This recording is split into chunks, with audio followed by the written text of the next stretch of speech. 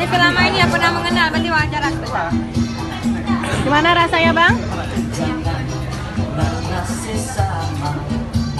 Sudah tidak bisa berkata-kata.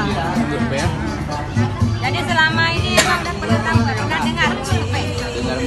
Jadi baru hari ini makan sama belum?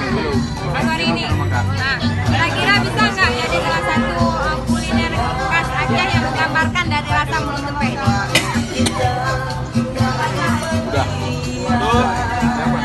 Nah, misalnya kan kalau kita keluar Aceh Bang, ada yang namanya oleh-oleh Bandung Juanya. Pernah dengar? Nah, kenapa nggak di Aceh kita ada juga?